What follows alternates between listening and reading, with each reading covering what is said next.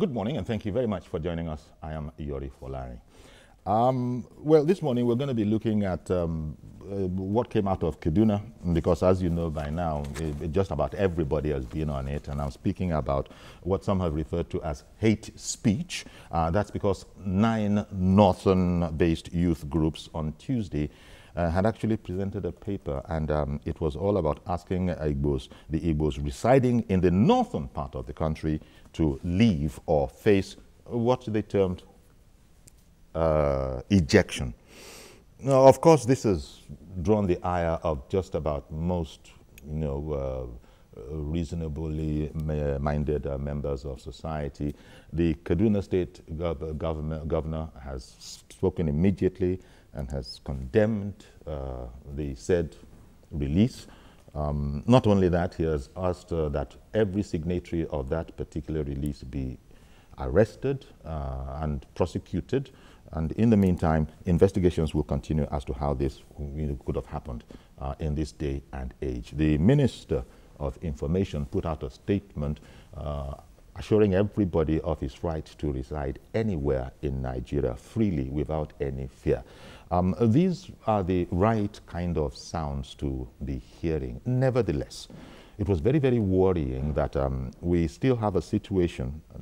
Maybe we'll find out how that could have come about. And by the way, the reason for the said youth groups coming up with this kind of a statement was that something about masob and the wahala being too much, to just paraphrase it like that.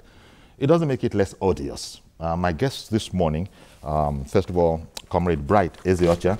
He's president of Igbo Youth Congress. Thank you very much for coming on the program. Good morning. Yeah, okay. And also our friend Abdulaziz Hassan Sani. Abdulaziz Hassan Sani is a communication professional and indeed an opinion molder. Let me start from there, the opinion molding part of it. Give me your reaction to this statement. The reaction to the statement is very, very obvious. And every action begets a reaction. And nothing without its own historical antecedents. Let me put it straight. I'm an unapologetic national unity advocate. And I'm speaking from that perspectives. But we're in a society whereby everybody is entitled to his own opinion and to express it, as empowered by the Constitution of Federal Republic of Nigeria. A lot of people, it's a reaction to what has been happening to Nnamdi Kanu, the agitation, the IPOB, and what have you. And it is high time, the way the northern elites came promptly and condemned the expression made by the youth should be replicated by the elders of Eastern Bloc of Nigeria. It's a very simple issue. Okay, I hear you, and there's much more to come. Comrade Bright, what was your immediate reaction when the news reached you? Everybody has condemned it as is now in the news, but what was your immediate reaction? Yeah, first of all, I went through the text message, and I noticed somebody that happens to be a close friend, which is Yerima Chetima. Yes, and he's president of Arewa Youth Consultative Forum. And I tried as much as possible to put call across to him, because we have all been involved in trying to build a united Nigeria. And we have come a long way in terms of friendship. I go to Chetima's house, I eat freely with him. Even when they are praying, I will sit by the side, I observe them, and then after we do our things the way we normally do. So I was highly disappointed when I saw that testimony, but I don't want to condemn him without hearing from him first. Yeah. Then I put a call across to him. Up to now, I've not been able to get his own side of the story, why he was involved in doing this. Well, let me also... When you say why he was involved, we're talking about the signatories of that particular statement. Exactly why he was involved in such conferences. Because I, as a person, for what I stand for. People are talking about Biafra, Biafra, Biafra this, Biafra that. For once, I have never, myself and my group have never for one day talked about being a secession or not. But having said that, I think in a democratic setting, there's some level of freedom, of expression that is guaranteed. And when you also talk about issue of self-determination under the United Nations, that is clearly enshrined in the United Nations, that which Nigeria is signatory to, I don't see anything wrong in any group of people agitating for independence of Biafra or something. But I think what we all need to look at here is, what are the things, what are the reasons behind this agitation? Because in the recent time, it has become obvious that the Igbo, as it's presently today, is not wanted in the Nigerian state. We have seen it being demonstrated in the issue of railway project. We are also seeing it at the bill that was being sponsored by the House of Representatives from the Southeast, that was thrown out without giving a thorough looked into. So excuse me, when we look at all these things together, yes, and the way the South is being policed and militarized these days, there's cause for us to reflect and ask questions. I hear you, but I just wanted, there's just one thing. When you said Indigbo, it's clear, as you put it, that Indigbo is not exactly wanted. Who is doing the wanting and who is doing the non-wanting? Sure you understand what I'm saying. If a bunch of guys get up and just put forward some hate speech, can that actually equate to speaking for everybody that they're not Those wanted? young men cannot go on air or organize themselves, because when the governor is saying that these people should be arrested, yes, it's beyond arresting them. It's trying to find out the motive, the sponsors. Exactly. So there are some people that are sponsoring them, there are people that are igniting them, there are people that are urging them to go ahead. But these are investigations that need to be fished out. These indeed are investigations and that Rufai has we also promised. need to put mechanism in place, yes, to forestall them carrying out their threats. Okay. Because they say 2 weeks. Yeah. 2 weeks. We know what the Igbo experienced in 1966 before the Civil War. We know what they passed through. So that is why the Igbos are not taking it lightly. That's why we're not sleeping over it. Okay, one moment, please. Mr. Odede Yinikeja wants to join this conversation. Good morning, sir. Good morning, Uncle Yoni. Thank you for calling in. Good morning to the panelists in the house. Sure. Good morning. I also want to condemn the hate speech by the Northern Youth people. I think that statement is hasty. Personally, I think before any part of the country can ask Igbos to leave their zone, there has to be a referendum whereby the Igbos will truly agree that they don't want to be part of Nigeria anymore. I understand that some people are saying that the seats at home that was largely complied with some few days ago, that is a form of referendum, but I don't want to agree. If that is a referendum, that is an unofficial one. There should be an official referendum whereby the majority of Igbos will agree that truly they don't want to be part of Nigeria anymore. That is when any part of the country can now say that Igbos should go back to the southeast and prepare to have their own republic. But for now, I think such a call is hasty.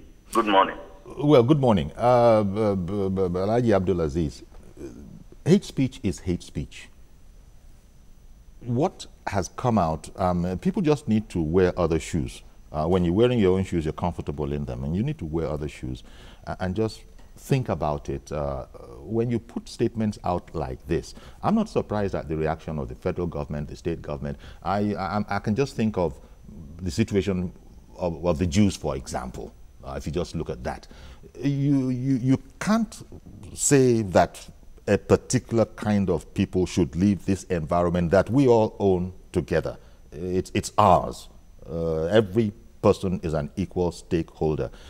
So this is where the hate speech comes, because if you begin to talk like this, doesn't the impression begin to come around that some people are more more deserving of being a Nigerian than others. I mean, when you look at it, it's a very delicate matter, isn't it? Because it's okay that the officials, all the authorities have immediately jumped on what is a wrong position, but still, it's worrying that it came about at all.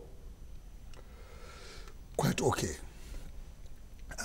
Such kind of condemnation should come from all unbiased-minded Nigerians and people that meant well for the country, and in which, without apology, I'm one of them. I condemn it. But what is very clear, let us go through the history of IPOB. Before you do that, sir, and you will, let me quickly bring in Mr. Opara. He's calling in from VI. Good morning, Mr. Opara. Good morning. Thank you for calling in. Good morning to the panelists here. Good morning, Mr. Opara. Uncle Yori, it's always, every time, one keep on talking the same thing. The problem in Nigeria is that people have called for restructuring, and some states of this nation said no restructuring. There is problem in the land, and people don't want to admit it. How long will they call for this? If there is a restructuring in Nigeria, I think all these things will come to an end. There should be a restructuring. Some states of this nation should not hold Nigeria ransom. It's enough. Let us do things in order, and you'll see the result. Thank you so much. Thank you, Mr. Opara, for calling in. Yeah, I interrupted you. You wanted to review the origins of IPOB? Or you something? See, let's look at when Nnamdi Kanu was arrested and what transpired and when he was eventually released. A lot of people, our brothers from the Eastern Bloc, went in solidarity with him. They went in solidarity. Mostly anybody that has anything to do with political power from the Eastern Bloc went and, do a kind of solidarity with Nnamdi Kanu, identified with him and his cause. From senators, the Deputy Senate President, Ike Ekweremadu, was there. A lot of them were there. Is that not granting amnesty to Biafra? Because as you are doing something, some people are looking at you. I don't know what you mean by amnesty to Biafra. It's much more like granting amnesty, identifying with Biafra, identifying with IPOB. Because but Biafra doesn't exist. No, the issue is this. Biafra doesn't exist. It's a construct. You know what? Look at the meaning of IPOB. IPOB, indigenous people of Biafra. And when this guy was detained by the federal government of Nigeria, people from this bloc, they came out to plead for him, you understand, and to even showed how unconstitutional it was for federal government of Nigeria to detain him. While people like the Turkey are in detention on security reasons. It wasn't just people from the Eastern Bloc who made such statements. People that made it in this part of Western Nigeria are people that have one thing or the other. You understand? It's kind of misunderstanding or grudges with the present administration of President So you're Muhammadu saying that Buhari. those people who were non-Igbo, not of non-Igbo extraction, that were making those kind of statements based on the fundamental rule of law, human rights, you're saying that actually they weren't sincere? No, I'm not saying that. Because he said, what I'm saying is if they spoke up. Prominent people from Western Nigeria that went in solidarity with Nnamdi Kanu are people that have one grudges or the other. Okay. They belong to the other party, not APC. All right. Mr. Layinka in Ikorodu, good morning. Good morning, Yori. Good morning, the two panelists this morning. Good morning, sir. In as much I will not blame the northern youth for giving a good notice to any woman in the north. Yeah, I will support them to give them a good notice to quit. If you know what happened in Igbo land during that one day sit at home, it was not that we were intentionally ready to sit at home. But if you see the way the Igbo youth were behaving, in fact, you'll be surprised. I had a woman very near to me died because of that sit at home. We couldn't take that woman to the hospital. And the woman was from the north. So you can imagine when we are doing our things here in Nigeria, we don't look at the other side of it. Everybody sits at home, everybody does this, everybody does that, without even thinking of I hear you, Mr. Olayinka. So it seems to me that what you are saying, that you would endorse any, you seem to be willing to endorse a typecasting of any group of people based on their ethnic extraction, maybe their religion. You don't mind about that. It's not a matter of ethnic extraction. What I'm trying to do is, if this threat of quit should be taken to the letter, let them take it to it. Probably this will give us the leeway for what the Igbos are agitating for in Nigeria. Thank you very much, Mr. Olayinka. Appreciate your call. Thank you very much for calling in. Can I come in? Yes. My brother rightly said, try to trace the history of iPod. And perhaps we should be more realistic. We should leave about the issue of the ultimatum now and look at the main issues on ground. After the general election of 2015, I personally made a press conference asking for the president to set up a reconciliation committee because Nigeria was sharply divided into two. North, probably some part of the southwest, southeast, south-south with Jonathan. It was obvious that the nation was divided into two. I was expecting that with the request from well-meaning Nigerians that a reconciliation committee should be set up to reconcile the country, I was expecting the president to heed to this advice. But the president never did that. And not just that, immediately he took over power. Before he even took over power in the United States, he made a statement supporting, in continuation of the support of the split of Nigeria into two, when he said that those who gave him 95% will not, and those who give him 5% will not enjoy the same equal opportunity in Nigeria. That was also a hate speech against Ndebo. That was also a step in further dividing Nigeria into two. I never expected from a statesman like the president to come from him. And not just that, in his appointments, also reflects his statement in US. This sent a very wrong signal home to the people of the Southeast. Even there's 5% that voted for General Muhammadu Buhari in the Southeast. To those 5% cannot stand in Opiweka and say, one Nigeria. You will beat to death. Why? Because somebody who's supposed to bring the nation together, when you inherited a nation in such situation, the first thing to do is to reconcile everybody together. The election is over. Okay. It's time for reconciliation. People should be able to come together. A court to grant Nnamdi Kanu bail. Yes. Twice. He was not released. This is where and everybody spoke up. This is where not just the Igbos alone. Not just Igbos spoke up. Not just Igbo alone, but all the entire Nigerians that mean well for Nigeria. They all spoke up against that. Now, no, this young man should be. I hear you, but you'll also agree that when the president spoke about the 5% thing, it was immediately after the election, and he was talking about where his support base had come from. Now, without prejudice to that, the federal government has spoken now upon the this particular unfortunate. It's not just a mere word. It's not just a mere word. But at least few weeks before the sit-at-home order, this is not the first time that they are calling for sit-at-home. Those agitating for Biafra. Must have done that twice or 3 times before this one. And it was not successful as this one was. 1 second, please. I'll be right with you. Okay, thank you. Good morning, Hosanna. Good morning, Uncle Yori. Thank you for calling in, sir. Good morning. My name is Hosanna, calling from Ogba. Yeah, let me go straight.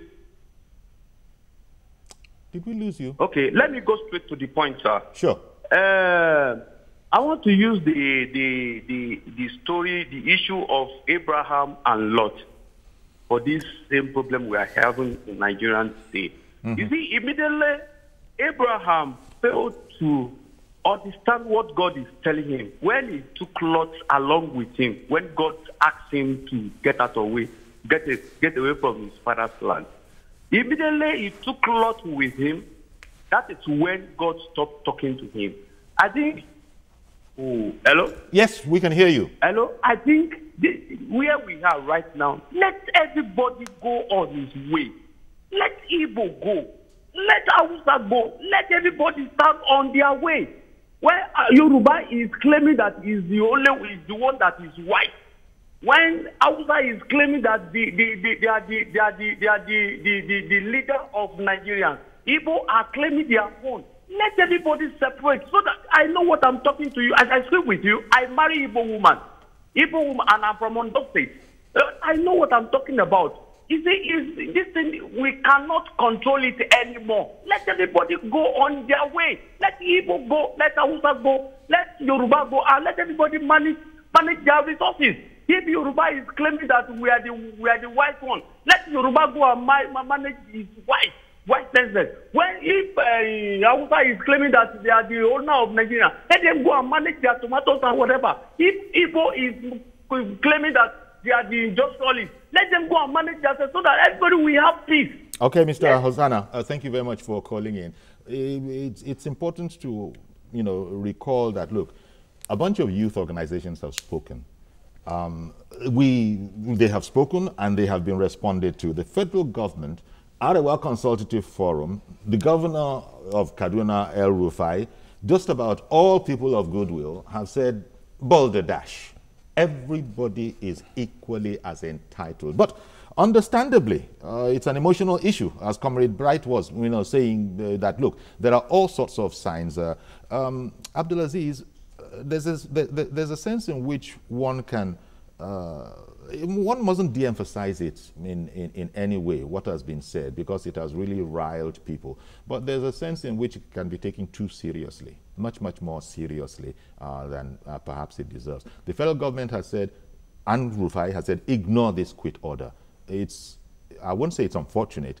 It is the situation of democracy that everybody has a right to say what they want within limits. But when you begin to approach the area of hate speech, where I'm beginning to look at one person based on one particular generic, maybe his ethnicity, maybe his religion or whatever else, maybe his beliefs, his culture, then that is a cause for concern, and it's not allowed anywhere you have a civilized grouping of people. Mr. Yori, we always emphasize the fundamental human rights without taking cognizance of the fact that all these rights must be qualified for. You have the right to life if you don't kill anybody. You have the right of speech if you don't incite. You have the freedom of association and the press if you don't incite one generation against the other. We emphasize on the one that suits us while ignoring the other ones. In reality, you see, a leadership should be very, very much conscious about its people. Leadership is about people. A lot of people that are parading themselves today as leaders, they are gate crashers. They are not leaders. Okay, I hear what you're saying. Primate Adebayo in Abuja, good morning, sir. Yes, sir. Yes, go ahead, please, sir. Yes, sir. We are among the dismissed soldiers from the Nigerian army. On 29. Sorry, private. Yes. Private Adebayo, not primate. Private. I beg your pardon. Private Adebayo. Go ahead, please. Sir, I called the station when they are having the 2 years scorecard of this present administration. Okay. So by then, I was told that after the program, by then, that I should call back.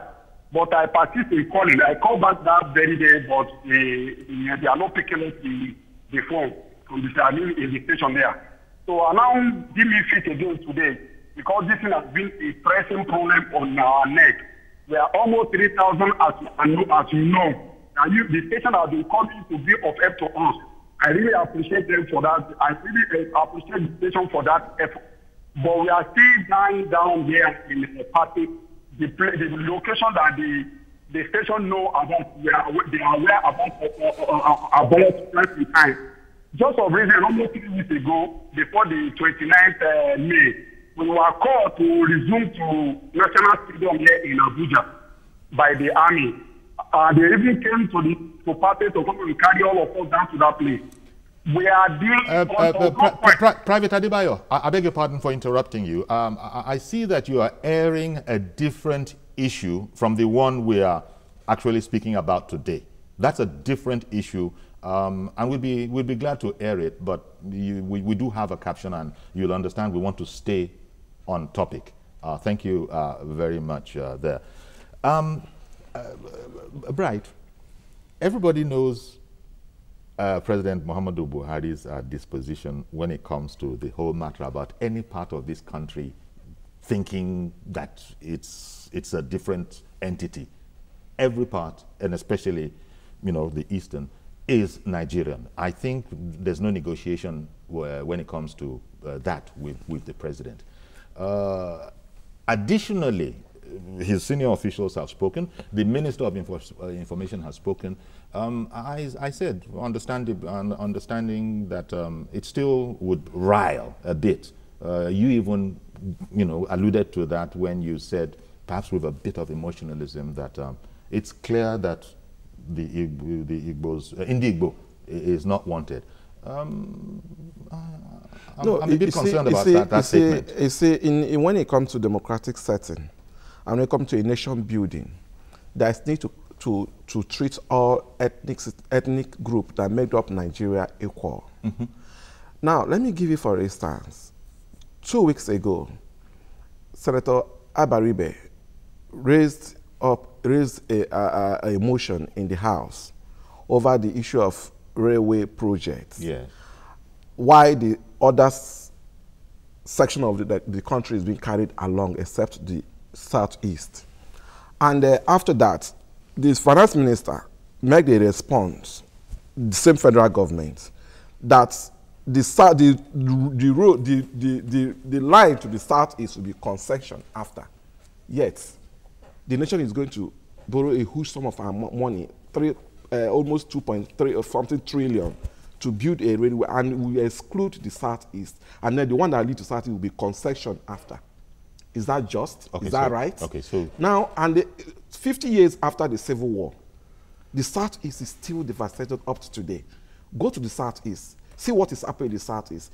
Out there, the Southeast is just like a survivor of the fittest. Many young men are unemployed. No president of the federal government in the Southeast. I'm coming. Look at a major road that leads from Onitsha to Enugu. In the Niger Delta too. There's the NEDC to develop the Niger Delta. There is also in recent time, after the Boko Haram ravaging of the Northeast, there is also a Northeast Commission or something to also aid the development of the Northeast. But 50 years after, the federal government have not taken it right to put things in place to reintegrate the Southeast back, to develop that Southeast. If you go there today, you see people, major roads. Few days ago. I'm going to go on a break now. Coming. I really must go on a break now as we continue this conversation. Stay with us, please. We'll be right back.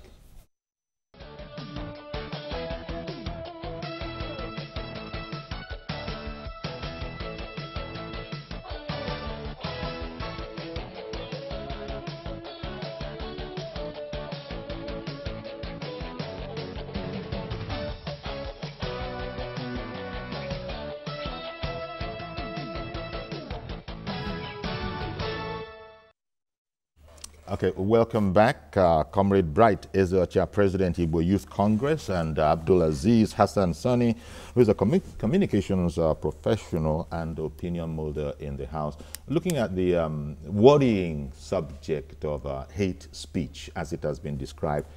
Background to that, of course, is that some groups, some youth formations in the north, in Kaduna, have said that people of Indigbo should, vacate the region or be evicted. This has been condemned generally just about by everybody, but there still is the complication, if you will, of, well, people are allowed to say what they will. And I think it was Abdulaziz who was explaining that everything has its limit. Even freedom of speech is countered by someone else's right. It's qualified by someone else's. You can't do freedom of speech and then injure someone else's right. Yes. Is that not what is going on here? And in any case, the youths that spoke in the north they're not speaking for everyone. They're not speaking for everyone in the North, not that it's speaking for anyone beyond themselves. Even they themselves that have spoken, not all of them are available now to comment. You know what? We have wonderful Igbo people in Nigeria that have good leadership qualities. I met them. I interact with everybody in Nigeria. But that goes without saying. This whole matter about wonderful Igbo people, they are wonderful Hausa people, wonderful Yoruba people. It goes without saying. You know what I'm trying to say here? Yeah. You see, for people to come on and say that people hate them, the same General Muhammad Buhari, when the coppers serving in Kaduna State, in particular in Daura local government, his own local government, they went to pay him a salary visit. Do you know what he said to them? He said, go back home and tell your kings and kinsmen that we are for one Nigeria. You understand? Okay. He takes Igbos as part of Nigeria, as part of him, and is very, very much conscious of them. Okay, yeah, indeed, it goes without saying. As you know, but the president, the president as a soldier, do you agree with me that he fought the war, and the war was all about... Do you agree with me that this thing is beyond words? He fought... It is. You know what? That we are going to be one Nigeria is beyond words. Yes, it is. It is. Actions too. With actions. Actions too. Now, but if you said, go and tell your kinsmen that we are going to build one Nigeria, and we all agree to build one Nigeria, and you get to a project as vital as rail projects, and you excluded the Southeast from it. Okay, let me bring Mr. George in. Good morning, Mr. George. Good morning, Uncle Yori. Thank you for calling, sir. Uncle Yori, I was shocked yesterday when I heard that the Eastern governors convened an emergency meeting over the statement by those northern youths.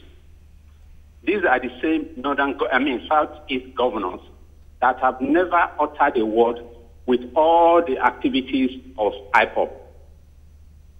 That boy, the leader of IPOB, was arrested while in the process of importing arms into this country. Uncle Yori, have you listened to Radio Biafra and hear what this man broadcast on that station? All these have never worried the Eastern governors. But yesterday, we saw leadership. As soon as that thing happened in Kaduna, the governor of the state took immediate action. And the northern governors met and made a pronouncement. That's what I expected the Eastern governors to have done all this while. But they kept quiet. In the Eastern elites, every day I hear them, I see them come to sit in front of you defending Biafra. They didn't see the criminality in it. There is no bail for a treasonable felony in our constitution. I hear the Congress there saying he was granted bail and it was not enforced. There is no bail for that kind of offense. The truth of the matter is that some of our brothers in the East are not happy that somebody has won an election, and they don't want that person to have peace to carry out his function. The northern boys, the northern elites, or the northern youths, they know this. We have to, you have to accept truth if you want peace. They know. The perception they have is that, okay, because our kinsman is now the leader, these people don't want him to succeed. Because immediately after the 2015 election was announced and Buhari won, you saw the resurgence of Biafra.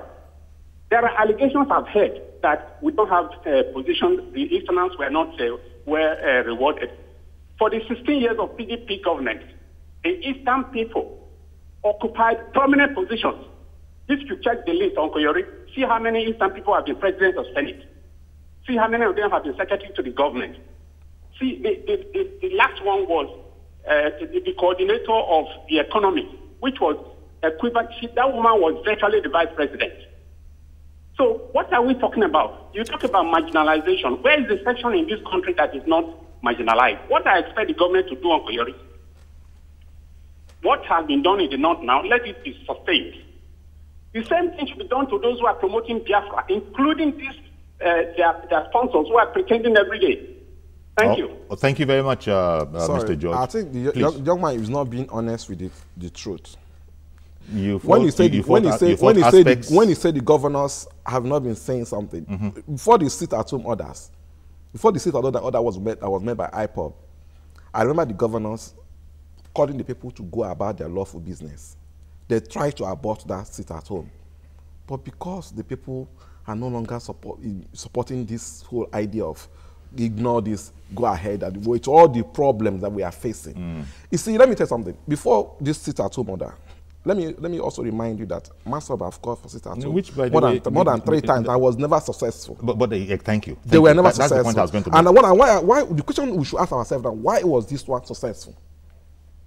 Why was this present one successful? If Masob, other people have called to people to sit at home several times, people defined it, and people fought back to be on the street. Again, I'm coming. Correct me if I'm wrong. Let me explain. Correct me if I'm wrong. The Biafran Zionist movement, led by Onwuka. Onwuka is still in prison. It was not during the era of President Muhammadu Buhari. Ralph Wazuke Masob called sit at home when he was arrested and was put in Nasarawa prison, Kefi. Was not during the period of General Muhammadu Buhari. It was during the period of Obasanjo. Why are they making to look as if this was against Buhari? Because since Buhari took over government. Well, because the issue is that Buhari himself refused to address the fundamental issues on ground when immediately he took over power. Nigeria was sharply divided. But just about what did he do? But just about everybody up to today. But just about every people in this country has, if you ask them, they have examples of their own marginalization. You probably will agree with me. That is the nature of life. They will have their own example. But correct me if I'm wrong. That's what I wanted to ask. That I don't understand that Masob, IPOB, and all of that have the overwhelming support of the generality of Ndigbo. Exactly, that is what I'm trying to explain to you. Who is Nnamdi Kanu to call on Ndigbo to sit at home and they will obey? Who is Ralph Wazuke to call Ndigbo to sit at home and they will obey? But because of the event of this today, I've necessitated the need for Ndigbo to sit at home. It wasn't just sitting at home because Nnamdi Kanu have said, go and sit at home, don't go do your business. Who want to obey him? Who believe, I'm not a member of IPOB. But you probably, some people who sat at home that day but they were trying to do a simple protest. You probably commend in the federal level. You probably commend the immediate response of just about all and sundry against the Arewa youth. No, I must be honest with you. It's not just asking Ndigbo to ignore this thing.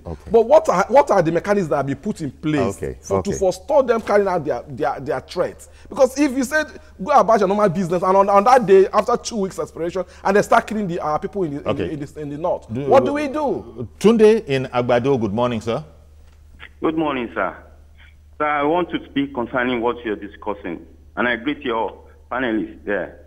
Good morning. Good morning. Please, I want to say categorically that the state have not been so fair to what is being said and what is going on. In the sense that somebody said, sit at home. Would you, for crying out loud, compare that to, we give you 3 days, 3 months to leave our place? That means when you are still there after 3 months, anything can happen to you. I don't think that can be compared to each other at all. Staying at home doesn't mean you should harm anybody. Living in 3 months means that if you don't live in that 3 months, you are going to deal with you or do something. But people have been told to just disregard that. You see, I don't know.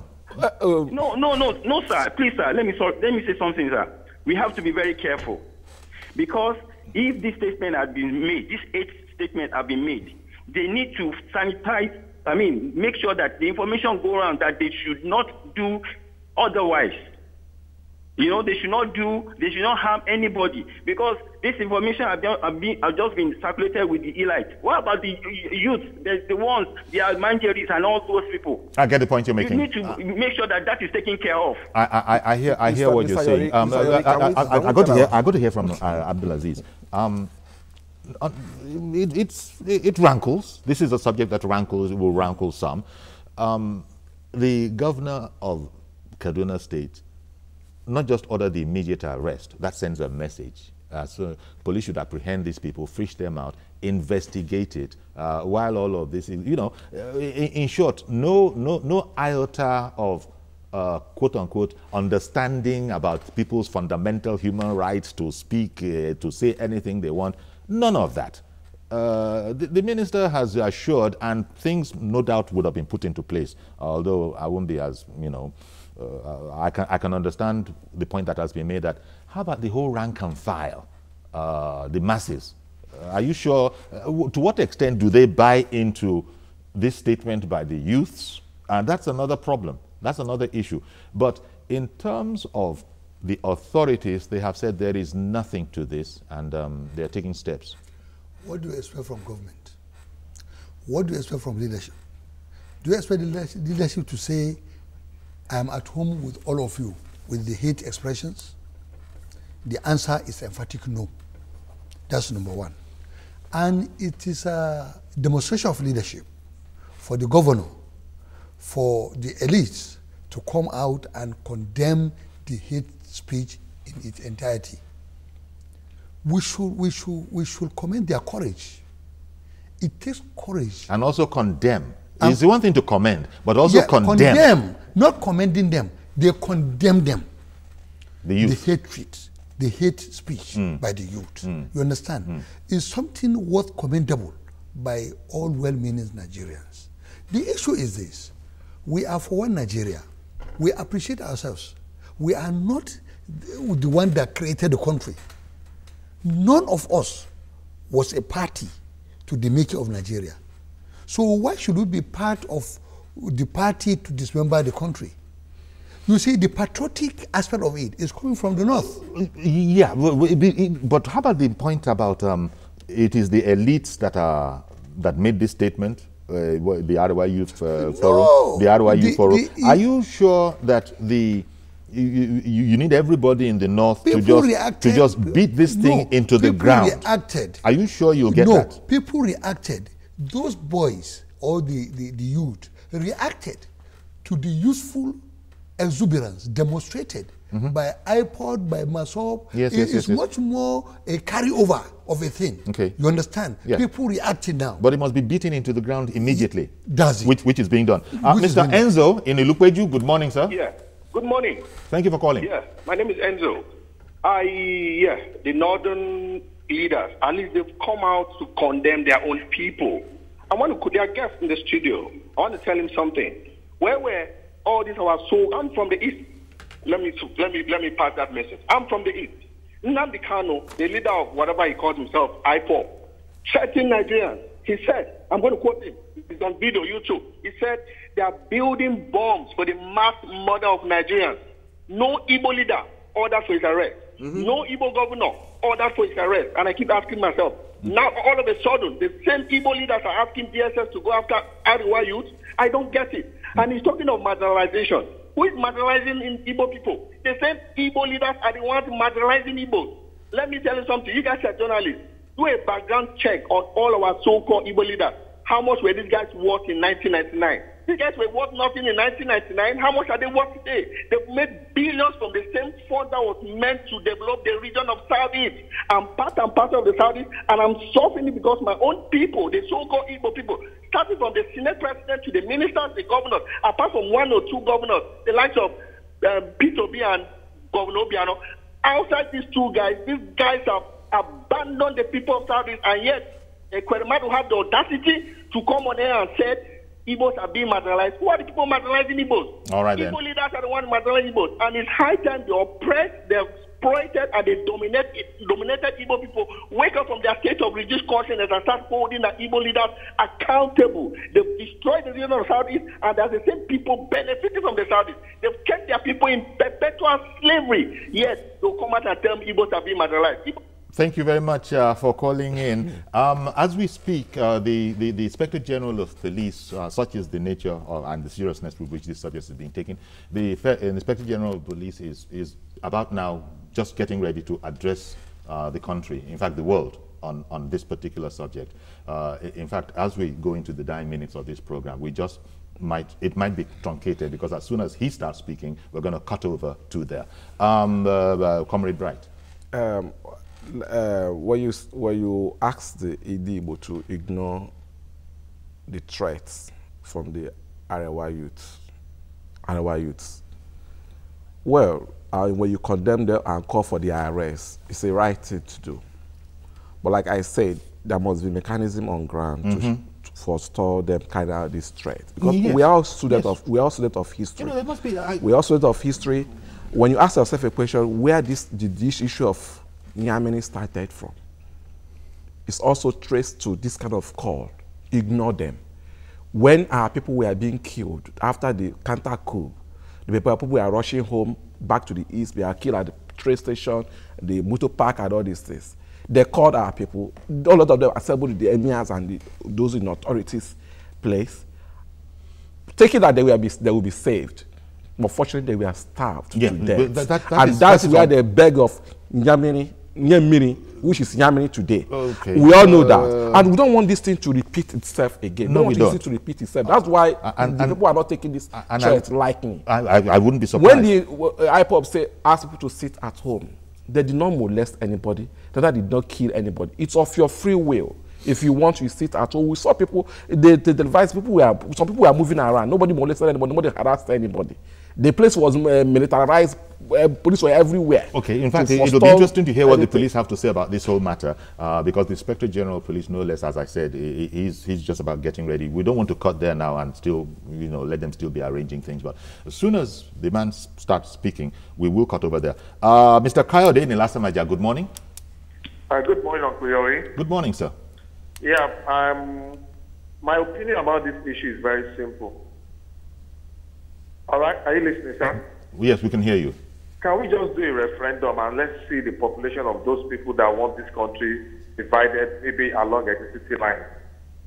If a particular section of the country is saying that they are being marginalized, almost everybody in Nigeria is being marginalized.